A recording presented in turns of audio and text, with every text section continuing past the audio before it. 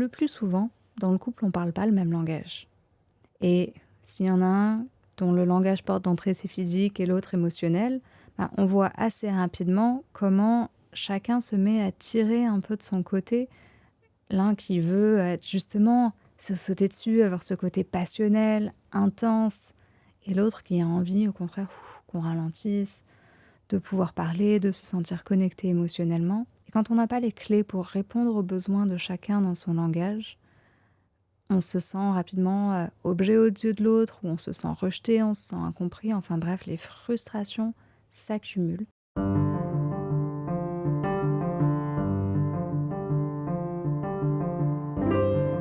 Bonjour, bienvenue dans Dialogue. Je suis Fabrice Midal, philosophe, fondateur de Réseau, l'école de méditation et auteur de nombreux livres dont Foutez-vous la paix et commencez à vivre, Les 5 portes, Suis-je hypersensible. Vous savez sans doute, vous avez peut-être lu que la plupart des Français ont le sentiment de ne pas vivre une vie sexuelle épanouie. Ont le sentiment qu'il y a quelque chose qui ne les satisfait pas complètement dans leur vie sexuelle. Mais ce que vous ne savez pas, c'est pourquoi. Pourquoi ? Parce qu'il existe en réalité 5 langages qui permettent d'entrer dans la sexualité. Et que la plupart des gens ne savent pas quel est leur langage. Ils sont prisonniers de stéréotypes. Et donc, ils ne se sentent pas bien. Ils n'arrivent pas à rentrer dans la sexualité. Ça leur semble un truc qui ne leur est pas familier. Ils ne savent pas comment faire. Et je reçois, pour nous guider, Margot Fried-Filiosa. Et je suis d'autant plus heureux qu'il se trouve que je suis l'éditeur de ce livre et que j'ai travaillé avec Margot depuis la première fois qu'elle m'a parlé du thème de ce livre. Et c'était un bonheur infini de pouvoir participer à cette aventure que j'ai hâte de partager avec vous. Vous allez voir, c'est passionnant. Bonjour Margot. Bonjour Fabrice. Alors je suis vraiment très heureux de te recevoir pour 2 raisons. La première, c'est que j'ai beaucoup d'affection pour toi et que je suis ton travail depuis le début. Et puis, parce que je trouve que tu apportes à la question de la sexualité beaucoup de lumière et que c'est un sujet, en général, où c'est un peu... moi, je m'ennuie souvent. Alors, je t'invite pour ton nouveau livre, Les 5 langages sexuels, qui est un livre que j'ai trouvé époustouflant parce que tu montres comment faire pour vivre une sexualité mais vraiment merveilleuse. Je crois que le point de départ, c'est la sexualité, ça peut être une expérience mais tellement heureuse, tellement merveilleuse, tellement... ça fait tellement de bien. C'est un tel cadeau que nous avons de pouvoir vivre ces expériences. Et ton livre, voilà, c'est pour entrer dans ce monde-là, qui est un monde très vaste. Et malheureusement, beaucoup de gens n'ont pas accès à ce monde-là. Et la clé de ton livre, c'est ils n'ont pas accès à ce monde-là. Pourquoi ? Alors peut-être on peut commencer comme ça. Pourquoi plein de gens n'ont pas accès à ce monde-là ? Parce que les représentations qu'on a dans notre société de la sexualité, c'est nul. C'est juste triste. Et puis surtout, on dit, il y a une manière de faire. Moi, je commence à avoir du mal à regarder des films ou des séries, parce que je ne sais pas si tu as remarqué, mais c'est... on tombe amoureux, on se regarde, on s'approche, on se saute dessus, on se déshabille à peine, et puis d'un coup, ça y est, c'est ça le sexe. Et pour certaines personnes, c'est très excitant, cette approche-là. C'est direct, c'est passionné, c'est intense, l'excitation, le sexe, l'orgasme, la jouissance, enfin, tout ça, fantastique. Pour ceux dont le langage sexuel porte-entrée, j'expliquerai dans un instant porte-entrée, qu'est-ce que ça veut dire, mais et le langage physique. Le langage physique, justement celui de l'excitation, de la jouissance, du mouvement, de l'action, c'est celui qui est surreprésenté, je dirais mal représenté, on en parlera aussi dans notre société. Mais globalement, si c'est pas ce langage-là qui nous fait vibrer à l'intérieur, qui fait que on a envie de s'ouvrir, et bah du coup, on se sent anormal, on a l'impression de ne pas avoir de désir, on a l'impression d'avoir un problème. Mais Fabrice, tu peux pas imaginer le nombre de personnes qui viennent dans mon cabinet en me disant « Margot, j'ai pas de désir, ça se trouve, je suis anorgasmique, moi j'ai un problème. Margot, je voudrais vraiment que tu m'aides à dépasser mon blocage. » Et en fait, on se rend compte qu'ils ont ni un blocage, ni un problème, ils sont pas frigides. Il y a pas En fait, c'est juste qu'ils passent pas par la bonne porte. C'est un peu comme si tu es invité chez quelqu'un et au lieu de juste toquer à la porte, je sais pas, tu essayes d'escalader par la cheminée, enfin, c'est un truc... C'est Parce qu'en aberrant. fait, il y a 5 manières de vivre la sexualité, d'entrer dans la sexualité. C'est ça. Et nous vivons dans un monde où tout est centré sur une seule approche caricaturale, en plus, qui n'est même pas C'est l'approche ça, dans elle sa est plénitude mal représentée. caricaturale. Alors, quels sont ces 5... Les 5 langages, c'est mental. Mental, c'est tout ce qui se passe dans notre tête. Ça peut être de la to-do list à quand on fantasme, on se projette. C'est tout le domaine de la communication, de la clarté, du cadre, de la sécurité, du consentement. Tout ce qui se passe dans notre tête. Donc, c'est... Pour entrer dans la sexualité, j'ai besoin de comprendre. J'ai besoin que des mots soient dits. Sinon, ça ne marche pas. Donc là, on voit, c'est pas le langage purement physique. J'ai besoin qu'il y ait des mots qui accompagnent, qui me permettent de me laisser aller, d'entrer dans... Alors, j'ai besoin qu'il y ait des mots, mais j'ai aussi besoin que la to-do list soit terminée. J'ai besoin qu'il y ait un cadre. J'ai besoin de savoir que les enfants vont pas débarquer à n'importe quel moment. J'ai besoin de savoir que mes désirs sont respectés, que mes limites sont respectées. Et tout ça, dans notre monde, c'est pris comme ah, je suis une emmerdeuse. C'est ça. Pourquoi il faudrait que j'ai besoin d'être sûr pour les enfants et tout ça? Je suis pas naturel, je suis pas normal, je suis pas... Non, c'est juste que Mais j'ai des tout à fait. besoins qui sont pas reconnus et qui font partie de ma manière de vivre la sexualité. C'est exactement ça. Globalement, quand notre langage sexuel porte d'entrée, c'est pas le physique. Si c'est le mental, on est chieur, hyper contrôlant, emmerdeur. Si c'est émotionnel, alors on est trop sensible, on est trop émotif, on est trop tout ça. Si c'est sensuel, on est soit hypersensible, soit déconnecté de son corps. Et alors là, il n'y a rien qui va, il faut tout, que ce soit parfait, mamama. Et si on est énergétique, alors là, encore pire, on est juste frigide, personne ne nous comprend. On préférerait se passer de sexe pour le reste de notre vie presque, parce que ce qui est proposé est tellement aberrant par rapport à ce qui serait juste que vaut mieux pas. Et alors là, on est bizarre. Donc, on va revenir en détail sur chacun des langages et tu donnes beaucoup de clés pour les débloquer et les comprendre. Mais disons, on va faire d'abord le panorama. Donc, le premier, c'est le mental. Le deuxième... Émotionnel. Alors, qu'est-ce que c'est? Émotionnel, c'est le langage de l'intimité, le langage du lien, de l'accueil des émotions. Typiquement, quelqu'un qui va dire « moi, j'ai besoin de me sentir émotionnellement connecté ». S'il me saute dessus en mettant la main entre les jambes alors qu'on ne s'est pas parlé de la journée, mais moi, c'est juste « niet ». C'est pas possible, Fabrice, c'est juste pas possible. Ça, c'est typique. Et là, à nouveau, c'est pas que dans ma tête, c'est pas que j'ai de la mauvaise volonté. Exactement. C'est juste que c'est un besoin profond. La sexualité, c'est-à-dire pouvoir entrer... Donc la sexualité, c'est bien autre chose que ce à quoi elle est caricaturée comme un truc purement génital. C'est vraiment une dimension humaine, existentielle, d'accomplissement. Et pour entrer dans cette dimension, j'ai besoin d'être reconnu dans les émotions qui me nourrissent. C'est ça. Après, on a sensuel. Sensuel, c'est le langage vraiment de toute l'expérience sensorielle, du ressenti, du plaisir.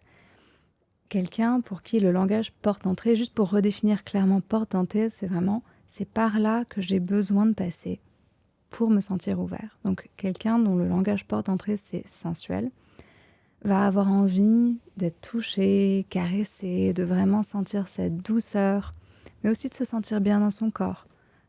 Quelqu'un qui est sensuel, moi par exemple, s'il y a la machine à laver qui fait du bruit et qui est sensible aux odeurs, au bruit, par exemple, ça va être désagréable. On a besoin d'un certain confort sensoriel et de sentir qu'on n'est pas pressé, qu'on peut prendre le temps.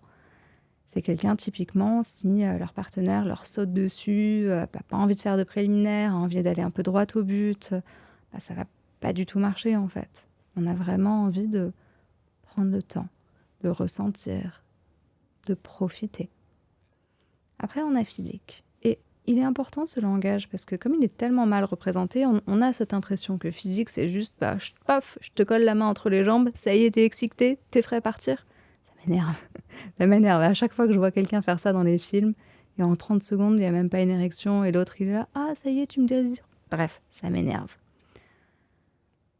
Le physique, c'est le langage de la puissance sexuelle.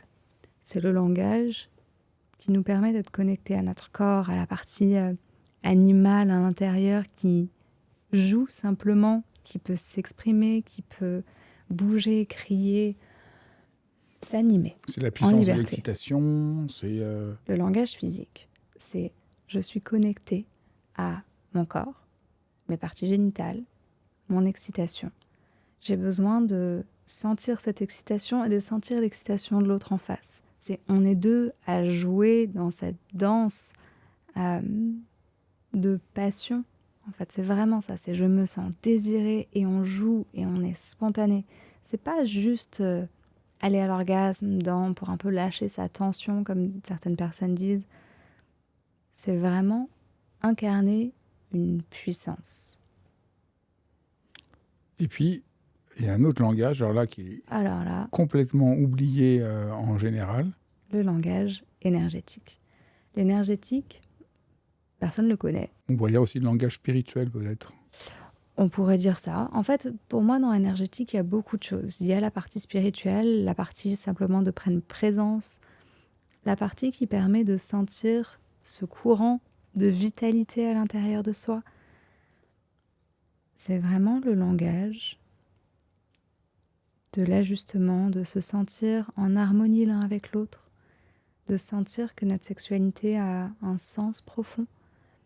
Pour quelqu'un dont le langage porte d'entrée est énergétique, très souvent, les plaintes que je vais entendre, c'est « je me sens envahie par le contact » parce que la personne, le partenaire arrive, touche directement, mais en fait, prend pas le temps de se synchroniser, rentrer dans le même rythme, rentrer en contact énergétique avant de toucher la peau. Alors que quelqu'un d'énergétique, t'as même pas besoin de les toucher, on peut avoir un orgasme énergétique, incroyable, mais on ne développe pas tout ce monde-là. Donc voilà les 5 langages, mental, émotionnel, sensuel, physique et énergétique. La petite clé, après je te laisse poser ta question d'après, c'est que on a nos langages porte d'entrée, c'est sûr. Mais on a besoin des 5 langages pour s'épanouir dans la sexualité. On ne peut pas dire « Ah ben moi, moi je suis énergétique, donc Fabrice ne me parle surtout pas en physique parce que ça ne va pas marcher. » Non, on a besoin des 5 langages. Pour vivre, tout à l'heure tu disais la sexualité c'est quelque chose de riche, de merveilleux. Et c'est justement pour ça, c'est pour moi la deuxième clé de réponse. Pourquoi est-ce qu'on n'a pas accès à toute cette sexualité incroyable ? Parce qu'on a tendance à se concentrer sur 1 ou 2 langages qui nous sont plus familiers, qui nous sont plus sécuritaires, où on se sent plus à l'aise, et à mettre les autres de côté. Donc on a un double travail à faire. 1, reconnaître quel est notre langage principal, parce que c'est la manière d'arrêter de se faire violence ou penser qu'on est anormal. Tout à Et fait. 2, apprendre à maîtriser un peu les 5 langages pour être beaucoup plus souple, vivre une expérience beaucoup plus ample et savoir mieux communiquer avec son partenaire. Tout à fait. Parce que tu me dis bien, communiquer avec son partenaire, le plus souvent, dans le couple, on ne parle pas le même langage. Et s'il y en a un dont le langage porte d'entrée c'est physique et l'autre émotionnel, on voit assez rapidement comment chacun se met à tirer un peu de son côté. L'un qui veut être justement se sauter dessus, avoir ce côté passionnel, intense, et l'autre qui a envie, au contraire, qu'on ralentisse, de pouvoir parler, de se sentir connecté émotionnellement. Et quand on n'a pas les clés pour répondre aux besoins de chacun dans son langage, on se sent rapidement objet aux yeux de l'autre, ou on se sent rejeté, on se sent incompris, enfin bref, les frustrations s'accumulent. Et pour moi, ça a été vraiment une révélation d'utiliser ces langages dans mes accompagnements avec les couples que je suis, parce que d'un coup, c'est plus « c'est toi qui as un problème » ou « c'est toi qui as un problème », c'est « ah, ensemble, comment on va faire pour se rejoindre, pour apprendre à parler un langage commun qui nous fait du bien ?» Et franchement, ça change tout. Alors je te propose de repartir. On va explorer un peu plus en détail les différents langages et on va passer de surprise en surprise. Alors, le langage mental, c'est le cadre rassurant, sécurisant que nous avons besoin. Et tu montres que la question, c'est pas lâcher prise comme on le dit souvent. Souvent, les gens viennent te voir et disent « Ah, il faut que j'arrive pas à lâcher prise ». En fait, c'est pas du tout le problème. Les gens analysent mal ce qui les bloque. Tout à fait. Lâcher prise, c'est un magnifique mot qui ne veut rien dire et qui est un peu contre-productif. Parce que si notre cerveau a pris prise, c'est qu'il est en train de nous dire « Hey, hey, il y a quelque chose qui ne va pas. Je me sens en insécurité. Donc plutôt que d'essayer de forcer notre cerveau à juste lâcher et quoi? Et on ne sait pas. On a besoin de développer la sécurité relationnelle, émotionnelle, physique, enfin nécessaire au lâcher-prise. Et ça change tout. Donc au lieu de vous dire, j'arrive pas à lâcher prise dans la sexualité, dites-vous, pourquoi je ne sens pas assez en sécurité? tout à fait. Un exemple, juste cette semaine, une cliente vient me voir avec, toutes les semaines, mais là, une cliente vient me voir en me disant Margot, je n'arrive pas à lâcher prise, c'est mon problème dans la sexualité, je suis là à tourner dans ma tête, à tout contrôler. Et en explorant ensemble, on se rend compte qu'en fait, elle a vraiment du mal à exprimer ses désirs sur le moment. Elle a du mal à dire.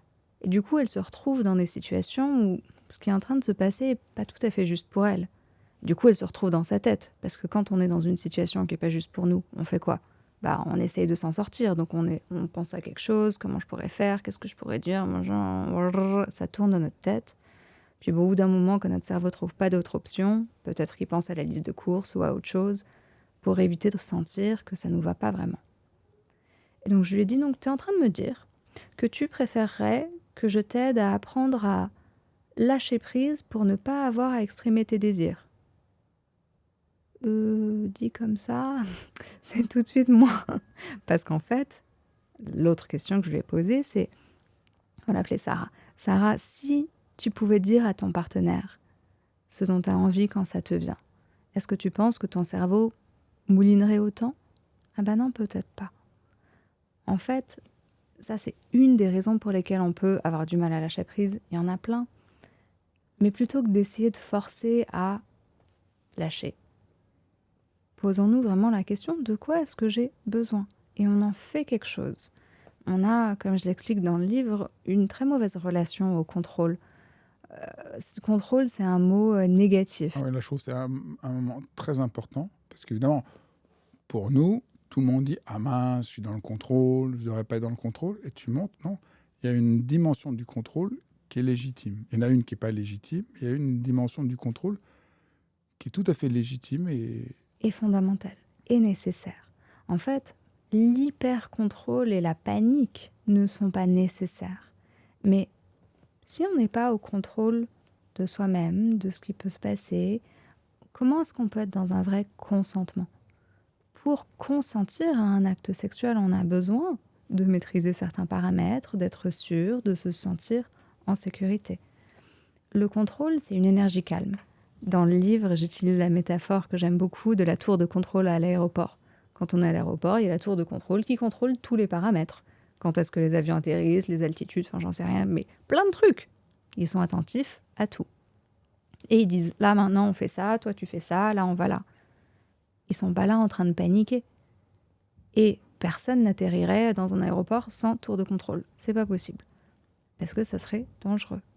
On a besoin d'une tour de contrôle intérieure, posée, calme, efficace, qui peut analyser. Ça me fait oui, ça me fait non. Ah bah ça, plutôt comme ça. Là maintenant, on ajuste. Justement, quand on est dans un défaut de contrôle, quand on n'a pas assez d'un contrôle sain et posé, bah là, c'est la panique. Et du coup, on se met à... Ça tourne de plus en plus vite dans notre tête et on se met à hyper contrôler. Mais en fait, l'hyper-contrôle, c'est un manque de vrai contrôle ancré. donc le langage mental, il a besoin de cette sécurité, de ce contrôle. C'est ça, au fond, le langage mental. Mais tout à fait. Le langage mental est là pour nous donner le cadre, la direction, la justesse, l'alignement. Sans langage mental, on se retrouve avec une sexualité déjà sans désir, parce que le mental, c'est lui qui permet de poser la question. De quoi j'ai envie? Notre désir, on le formule dans notre tête. L'excitation, on le ressent dans le corps, ça c'est le langage physique. Mais le désir mental, ça part de « je me pose la question, de quoi est-ce que j'ai envie ?» À partir de cette question, je peux explorer comment je fais pour faire en sorte que ma sexualité réponde à ces désirs et n'aille pas ailleurs dans une dimension qui n'est pas juste pour moi. C'est aussi créer le contexte, au fond. Le langage mental, c'est quel est le contexte dont j'ai besoin. Tout à fait. Et pour tous les langages, en fait, quand il est mal développé ou pas développés ou pas utilisés au bon endroit, ils nous emprisonnent. Pour tous les langages, le sensuel, l'émotionnel, quand on manque de compétences dans ce langage, on s'y retrouve un peu emprisonné en fait, limité. Un autre aspect, on ne va pas faire tous les aspects, mais un autre aspect du langage mental, c'est de parler. C'est important pour créer ce contexte et sentir en sécurité qu'on puisse mettre des mots sur ce qu'on est en train de vivre. Tout à fait. Je souligne quand même parler et parler, parce que souvent quand je demande à mes clients, par exemple, avec votre partenaire, est-ce que vous parlez de sexe ? Ah bah oui, de temps en temps. Je dis, ok, vous dites quoi quand vous parlez de sexe ? Ah bah on parle de ce qu'on pourrait faire mieux, de comment on pourrait résoudre nos problèmes, Ah non, ça c'est pas parler de sexe. Ça c'est parler de problème. Parler de sexe, c'est pas parler de problème, c'est parler de ce qu'on aime, ce qu'on a envie d'explorer, ce qui nous fait du bien, ce que ça nous fait ressentir de se toucher comme ci ou comme ça. On a besoin de faire la différence. Et comme je le dis dans le livre, on a besoin d'avoir 3 conversations importantes, en tout cas 3 moments. On a besoin de parler sur le moment, de dire ah là un peu plus à droite, un peu plus en bas, ah maintenant est-ce que tu peux faire ça ? J'aurais envie qu'on fasse une pause. Est-ce que tu peux me regarder dans les yeux ? Tout ça. Après, on a besoin de parler après pour faire un peu ces débriefs, comment c'était, de quoi on a besoin, ou avant pour poser le cadre, de là spécifiquement pour cet échange sexuel, j'ai envie qu'on fasse ça mais qu'on n'aille pas à la pénétration. Et puis le 3e moment de conversation, c'est parler de manière générale. Mais encore une fois, pas parler des problèmes, parler de notre philosophie autour de la sexualité, de ce qui nous plaît, de ce qu'on a envie de vivre. Et ces 3 moments-là, ils sont cruciaux. Parce que si on dit juste communiquer, tout le monde est d'accord, oui, communiquer, il faut communiquer, mais c'est encore un autre mot qui veut rien dire en fait, parce que c'est tellement vaste. Communiquer pour dire quoi ? Donc là-dessous, on a pas mal de clés pour comprendre l'importance de ce langage. Donc si c'est notre porte d'entrée ou sinon que nous devons apprendre à cultiver. Alors le 2e langage, on a dit, c'était le langage émotionnel. Et là, il y a plein de dimensions. Il y en a une, c'est apprendre à écouter nos émotions. La sexualité, c'est une rencontre émotionnelle.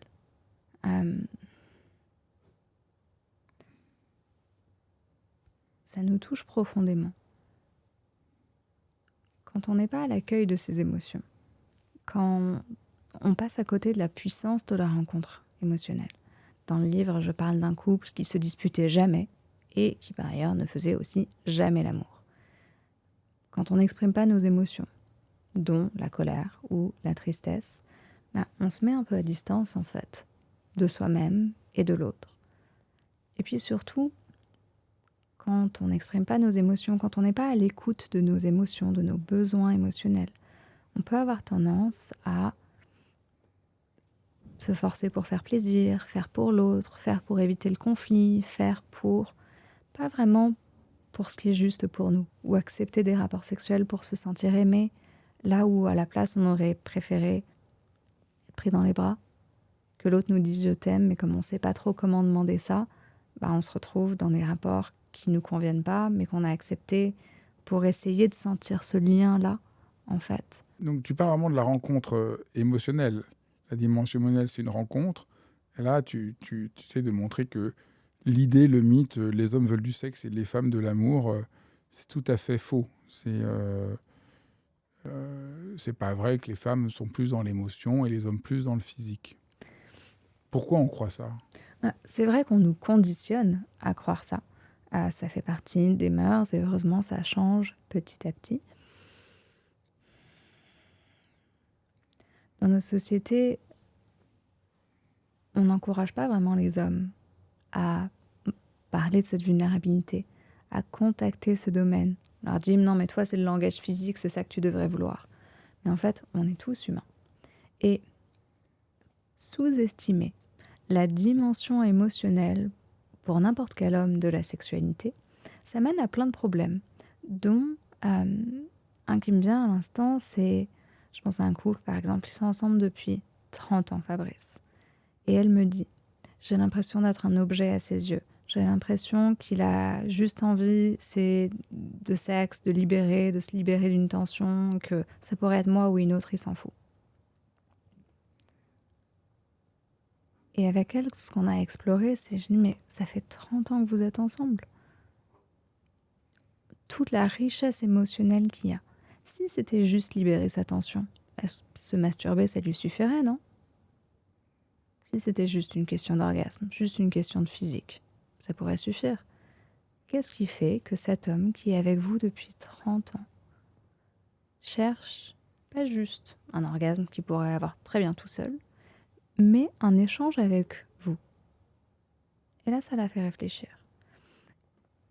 Et dans une session suivante où lui était là, il a pu exprimer à quel point c'était important pour lui par la sexualité, mais en fait, ce que ça lui faisait sentir, c'est « je suis aimée ». Je suis aimée dans tout mon être, même cette partie-là qui, j'ai l'impression, parfois est moins acceptable. Et en fait, ça touchait un besoin émotionnel pour lui. Même s'il ne savait pas forcément l'exprimer, c'était pas son langage porte d'entrée, mais ça ne veut pas dire que c'était pas là.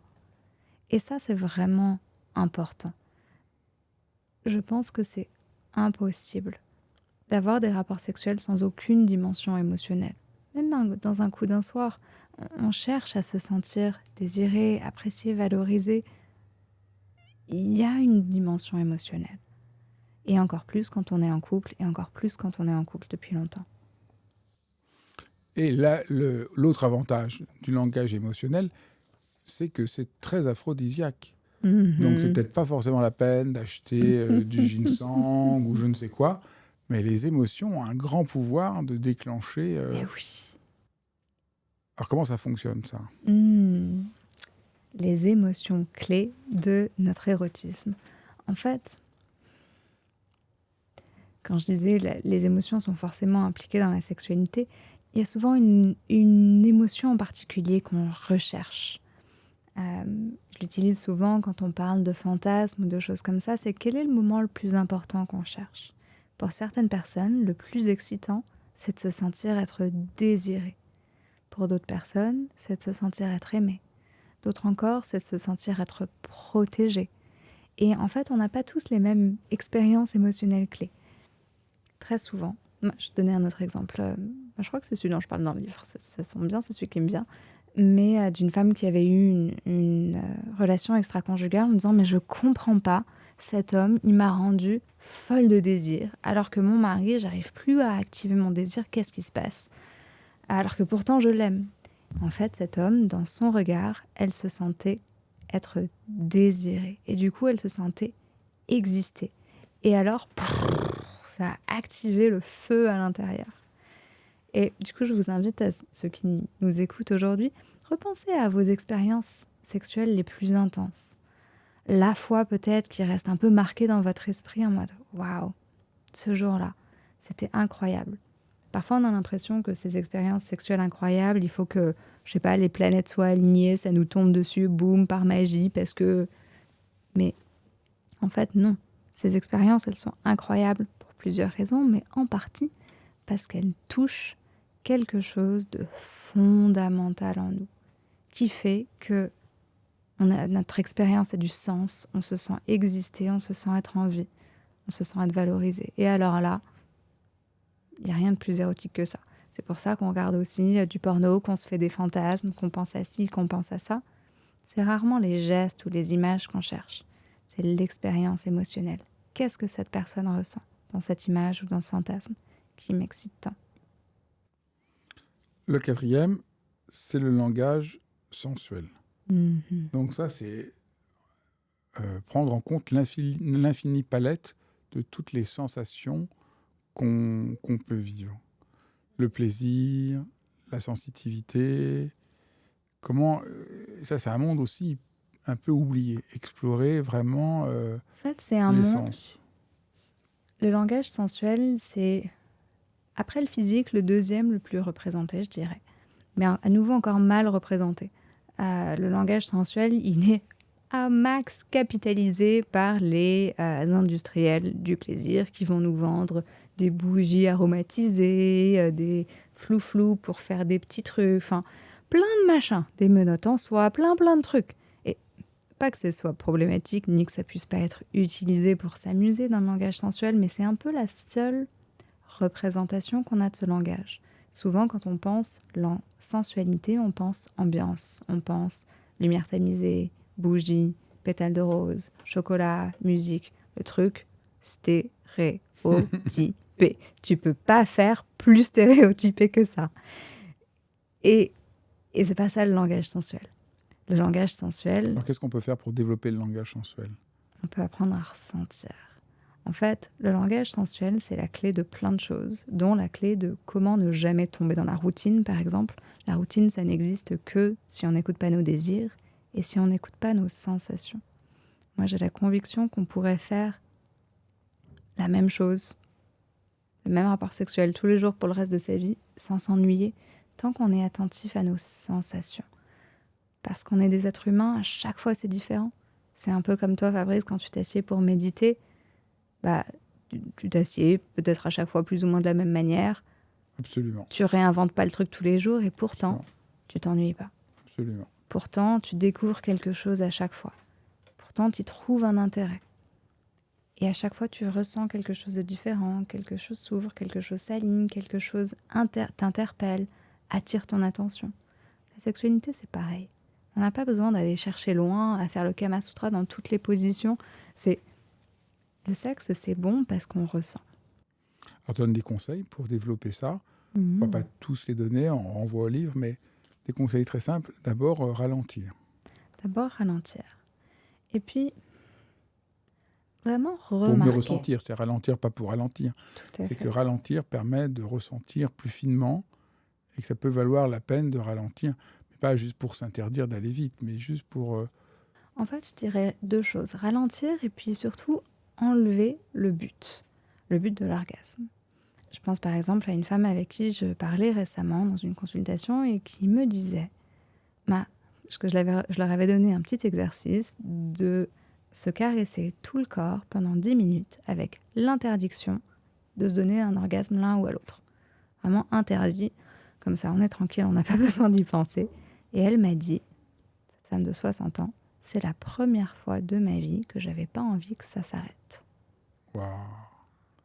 Parce qu'en fait, avec cette petite expérience, elle s'est rendue compte que dans tous ses rapports sexuels, elle allait un peu droit au but pour que ça soit fini, pour que ça soit fait.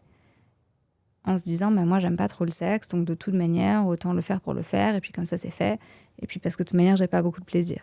Mais en fait, du coup, en allant vite, en essayant de se concentrer, elle avait quand même parfois des orgasmes, mais rien de transcendant. En allant vite comme ça, en fait, elle oubliait de ressentir.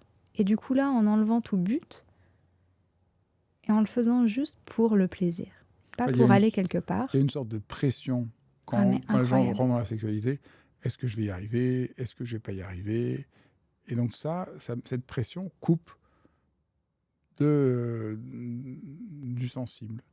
Et tu donnes même un autre conseil qui va tout à fait dans ce sens-là, d'apprendre à essayer de se concentrer plus sur le plaisir que sur l'excitation. Ah oui. Parce que c'est vraiment une idée tout à fait juste, parce que les gens sont tellement centrés sur l'excitation, identifient tellement la sexualité à l'excitation, c'est ça. Et qu'ils oublient le plaisir. Et ça change absolument tout. Plutôt que se poser la question, est-ce que j'ai envie? Est-ce que je suis excitée? Tiens là, est-ce que je vais avoir une érection? Qu'est-ce qui se passe? Se poser la question, qu'est-ce qui me ferait du bien? Si on a suffisamment le langage mental pour dire qu'on n'est pas obligé de faire en retour, que ça peut durer le temps qu'on a envie, qu'on a le droit d'arrêter à tout moment, qu'il n'y a pas d'obligation, si tout ça est en place, on peut se poser la question, qu'est-ce qu'il a à l'instant, alors que je suis tellement fatiguée, me ferait du bien? En fait, un petit cuni, ça pourrait me faire du bien, par exemple, ou un massage, ou des caresses, ou être savonné sous la douche. Ça me ferait du bien. Ça ne veut pas dire que là, j'en ai un désir, une excitation spontanée qui a besoin de trouver. En fait, c'est deux chemins différents. Soit il y a d'abord l'excitation et on se dit, OK, avec cette excitation, qu'est-ce que je vais en faire? Soit on n'a pas d'excitation, mais on se dit, qu'est-ce qui me ferait du bien? Et c'est un chemin beaucoup plus doux, en fait, vers la sexualité et qui n'a rien de moindre. On est vraiment obnubilé par l'excitation, comme si, parce que c'est le langage physique, le seul qu'on représente, comme s'il y avait que ça de vrai. Alors, rentrons dans le langage physique. Comment on peut jouer habilement de l'urgence de l'intensité sexuelle. Parce qu'il ne s'agit pas de la condamner, hein, il ne s'agit pas du tout. C'est important de dire là, parce que les gens pourraient dire « Ah, d'accord, j'ai compris, vous pensez qu'il faut ralentir, qu'il faut parler, qu'il faut être dans le sensuel, vous ne voulez pas rentrer dans l'intensité du désir ». Pas du tout. Il y a une place, voilà, c'est juste pas toute la place, et ce n'est pas la peine de s'angoisser et de tout centrer sur la performance. Mais tout à fait. Tu montres très bien que, ah oui, c'est une dimension merveilleuse aussi de la sexualité. C'est juste que ce n'est pas la seule. Mais exactement. Le sexe, c'est bon. Toucher les parties génitales, c'est délicieux. Avoir un orgasme, c'est fantastique. Faire toutes les positions qu'on a envie, explorer tous les trous par-ci, par-ça, jouer, enfin, se laisser cette spontanéité, cette urgence, cette passion. Ah, incroyable. Mais pas si on n'a que ça. Comment en jouer en conscience ? En fait, pour moi, il y a 2 choses qui sont vraiment importantes. C'est avoir suffisamment du langage mental quand même connecté pour s'assurer du consentement et s'assurer qu'on est connecté à l'autre. Quand je dis ralentir, les gens comprennent souvent mal ce que ça veut dire. Ils ont l'impression qu'il faut juste ralentir, faire très très très lentement.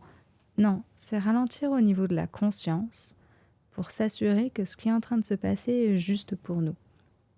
J'ai plein de personnes qui me disent qu'ils ont une sexualité très intense, mais dans laquelle ils suivent un peu plus les gestes mécaniquement, et c'est pas toujours forcément ajusté. En fait, la question, elle est pas au niveau de est-ce qu'il faut ralentir ou pas ralentir, c'est qu'est-ce qui est juste pour moi, là, maintenant. Et si c'est juste, on peut faire n'importe quoi dans tous les sens, tant que les 2 personnes sont consentantes, et que c'est vraiment bon pour nous.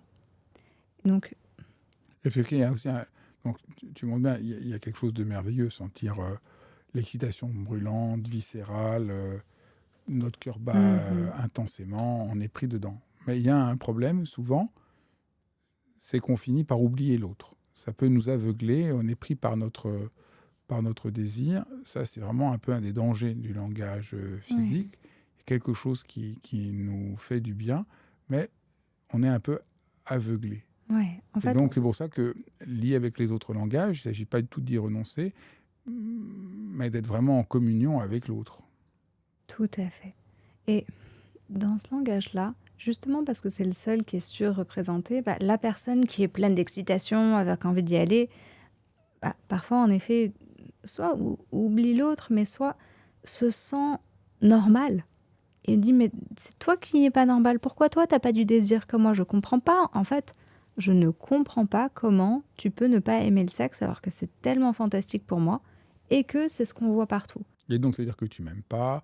C'est ça. Et donc, ça va activer plein de problématiques émotionnelles, comme quoi, même dans le physique, en fait, ça ne peut pas ne pas toucher de l'émotionnel.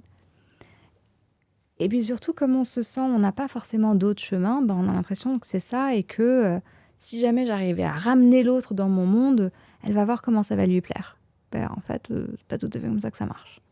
Donc, c'est un langage dans lequel, vraiment, à ne pas vilifier, parce qu'on en a besoin et c'est fantastique, mais dans lequel, parce qu'il est si représenté et mal représenté, on a besoin de développer plus de conscience. Alors, le langage énergétique, on en avait parlé dans l'introduction, c'est vraiment rentrer dans une autre dimension, dans un lien invisible profond. Alors, on l'a dit tout à l'heure, mais on peut y revenir. Il y a beaucoup plus de gens qu'on ne croit qui sont sensibles à ce langage, mais en général, elles ne le savent pas.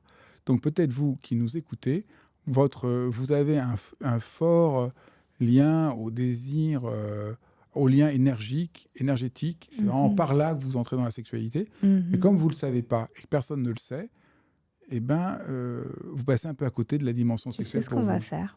Je vais leur faire une petite description de qu'est-ce que ça pourrait faire.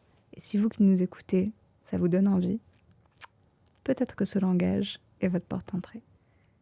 Imaginez un instant que votre partenaire est de l'autre côté de la pièce et vous regarde avec tendresse et vous sentez ce regard complice.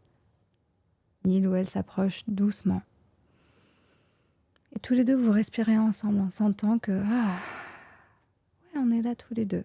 Ça fait du bien. En vérifiant si c'est OK pour vous de se rapprocher. Et puis, mais il ne s'approche pas trop rapidement. Vous vous souvenez d'un premier baiser, par exemple ? peut-être quand vous étiez ado même, toute cette tension qui s'est accumulée dans on se rapproche très doucement. Et alors, enfin, il pose sa main contre vous, mais très lentement. Et là, il bouge pas. Juste on reste ensemble quelques instants et on respire. Juste on est là. Et c'est bon de sentir qu'on est là et qu'on est ensemble. Et au fur et à mesure qu'on continue à respirer ensemble, on sent qu'on est vraiment en train de se synchroniser, de s'accorder. Pas juste on est là tous les deux, mais on est là tous les deux ensemble dans quelque chose de vraiment doux et de vraiment avec beaucoup d'attention. Et petit à petit, on commence avec des caresses légères, délicates.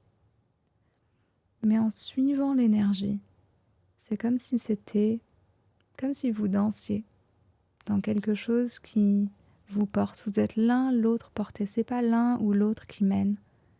Il y a quelque chose entre vous qui se crée. Comme une expérience un petit peu magique. Et c'est ça que vous suivez. L'énergétique, c'est ça que ça fait. C'est vraiment toute cette présence qui crée quelque chose de absolument délicieux. Et alors là, à partir de ça, on découvre faire circuler l'énergie en soi, avoir des orgasmes énergétiques, avoir une expérience transcendante dans laquelle on vit des états de modifiés de conscience et on se sent un avec notre partenaire et avec l'univers. Enfin, il y a tout qui s'ouvre. Mais déjà, pour commencer, c'est cette présence et cette synchronisation qui sont importantes. Et tout le monde a accès à ce langage. Donc, tout le monde, c'est pas la porte pour tout le monde, mais tout le monde devrait cultiver ce langage. Et on a tous besoin de ce langage pour être pleinement épanoui dans la sexualité. En fait, je pense que secrètement, c'est ce langage-là qu'on cherche tous. Mais que personne ne connaît. Tout à l'heure, quand je disais on attend que les planètes soient alignées ou le truc nous tombe dessus. Et alors là, on sent une vraie connexion énergétique. C'est ça qu'on cherche en fait. On cherche à vibrer. Et comme on ne sait pas comment faire pour vibrer, on se retrouve à agir, à se concentrer sur la technique, sur les gestes, sur le physique, sur le « ah bah tiens, il faut faire ci ou il faut faire ça ». Mais en fait, c'est pas de ça dont on a envie. On a envie d'être juste waouh, sans avoir à rien faire en fait, juste parce qu'on est, parce que c'est toi, parce que c'est moi, parce qu'on est là, parce qu'on vibre, parce que c'est beau. Ah. Comment savoir quelle est ma porte d'entrée ? Ah bah ça, tu fais bien de poser la question. J'ai créé un quiz qui est gratuit, dont il y a le QR code dans le livre, ou peut-être que tu leur mettras le lien. Dans la description ci-dessous, vous trouverez le lien pour faire le quiz. C'est un quiz gratuit avec 10 petites questions pour identifier quel est votre langage porte d'entrée. Et ça permet vraiment d'avoir cette première, clé pour comprendre quels sont vos besoins. C'est super chouette à faire en couple aussi. Tous les couples qui l'ont fait se l'ont envoyé et du coup ça ouvre une conversation. Ah tiens, toi t'es ça, ah moi je suis ça, et qu'est-ce que ça dit de moi, qu'est-ce que ça dit de toi, comment on peut apprendre ensemble. Donc voilà, pour identifier, vous pouvez lire le livre parce que clairement en lisant les langages, on dira ah mais ça, mais Margot, mais c'est ça que je veux, c'est ça que j'attendais, tu as mis des mots sur ce que je voulais. Et que je n'avais pas su dire pendant toutes ces années. Donc peut-être que ce sera très clair. Mais sur la question des langages porte d'entrée, il y a quand même la notion qu'on n'a pas tous un langage porte d'entrée très clair. En fait, une porte d'entrée, ça sert à nous protéger. Protéger de quelque chose. Moi, par exemple, imagine quelqu'un qui ne se sent pas très apprécié dans son couple, qui ne se sent pas vraiment en lien, qui ne se sent pas vraiment aimé. Même si au début du couple ou dans d'autres relations, cette personne pouvait entrer dans la sexualité avec fluidité par à peu près n'importe quel langage, là, comme il y a vraiment un besoin qui n'est pas satisfait, cette porte, elle devient de plus en plus protectrice. Non, mais j'ai besoin, en fait, de sentir que ça, c'est OK. Et du coup, peut devenir vraiment protectrice. Donc, si on a une porte qui nous semble peut-être un peu rigide, une manière d'entrer dans la sexualité ou en fait, si vous vous dites, pour moi, il faut que ça soit comme ça, c'est que votre porte d'entrée, elle est protectrice. idéalement, dans un monde sans violence, où tous nos rapports sexuels sont non seulement consentis, mais désirés, dans lequel on peut exprimer nos désirs, nos besoins, nos limites, communiquer avec fluidité, facilité, et que tous nos besoins relationnels, émotionnels trouvent réponse. Dans un monde magique comme ça, on pourrait tous rentrer dans la sexualité par n'importe quel langage sans avoir quelque chose de très rigide à l'intérieur. Mais comme c'est pas le cas, on développe ces portes d'entrée qui nous permettent de nous protéger et de s'assurer que nos besoins sont respectés. Ces portes, elles disent, s'il n'y a pas ça, c'est non, parce que je sais que ça ne va pas être juste pour moi. Mais donc l'idée, c'est pas de rester à cette porte d'entrée-là, et puis surtout, on n'a pas qu'une porte d'entrée. D'ailleurs, j'ai aussi créé un quiz approfondi dans lequel on donne des pourcentages des portes, un pourcentage de chaque langage. En fait, c'est peut-être que tu es 60% énergétique, et puis 10% de ci, puis 10% de ça, et ça change selon les moments, nos partenaires, ce qu'on vit aujourd'hui, maintenant. Il y a certaines personnes qui vont se retrouver vraiment dans des portes plus protectrices à long terme parce que ce besoin est toujours en insécurité. L'idée, c'est comment, on apprend à répondre à ce besoin pour avoir à nouveau de la flexibilité. J'ai une question, Margot. Donc, je lis ton livre. Donc, c'est un choc. Je commence à comprendre. Je comprends enfin ce que j'ai tellement besoin, que j'ai jamais osé découvrir, que je me suis jamais autorisé. Comment je fais pour en parler à mon conjoint sans que ça apparaisse comme tu sais, ça fait 10 ans, 20 ans, 2 ans qu'on est ensemble et au fond, ça va pas. Et donc, que ce soit qu'ils le prennent comme des reproches, une critique. Comment partager la connaissance de ton livre pour que ce soit vraiment fécond dans la relation à l'autre? Très bonne question. 2 choses. La première, ça serait de parler de soi. Parce qu'en fait, si c'est une révélation pour nous, c'est une révélation pour nous et c'est excitant, une révélation pour nous. C'est pas du tout la même chose de dire « Ah bah chérie, écoute, ça fait 2 ans ou 10 ans que t'es nulle au pieu » que de dire oh, « Je viens de lire un livre qui m'a permis de mettre des mots sur des choses que je ressentais un peu mais que j'aurais même pas su dire en fait. Et j'ai tellement envie de partager ça avec toi. Est-ce que ça t'intéresse de le lire ensemble, de regarder, d'en parler ?» En fait, on a le droit de partager ce mouvement-là d'ouverture, d'excitation, de soulagement. Et donc l'autre, au lieu d'être accusé, va être extrêmement curieux et intéressé de la révélation qu'on est en train de lui faire. Exactement. Qui est une manière de nous mettre à nu devant lui et d'être dans le partage. En fait, c'est partager notre vulnérabilité. C'est-à-dire que si on ne le lui a pas dit déjà, ou c'est qu'on n'a pas su trouver les mots, savoir, même se comprendre soi-même, c'est oh, mais j'ai eu une révélation sur moi, et comme je sais que tu m'aimes et que tu as envie de me connaître, je la partage avec toi. Déjà, garder ça à l'intérieur de soi. Puis la deuxième chose revient un peu à ce qu'on disait de pas en parler de sexualité de manière sérieuse. On a tellement tendance à... Quand on parle de sexe, c'est solennel. C'est « Chérie, j'ai découvert un problème dans notre sexualité ou j'ai découvert une différente manière dans laquelle j'aimerais que nous abordions la sexualité. » Je caricature. Mais comme c'est tellement tabou, ça nous fait tellement peur qu'on sait tellement pas comment l'aborder. La bonne nouvelle, c'est que ce livre, il est fun. C'est les 5 langages sexuels. Et peut-être que d'ailleurs, vous êtes déjà familier avec les 5 langages de l'amour, un concept qui a été popularisé par Gary Chapman, qui a été vendu des millions d'exemplaires, et il est fun ce concept. En fait, les 5 langages sexuels, c'est fun. C'est « Oh, chérie, j'ai découvert qu'il y avait 5 langages sexuels, tu savais toi ? Moi, je savais pas. Tu crois que t'es quoi, toi ? Et moi, je suis plutôt ça. Tu savais que j'étais ça ?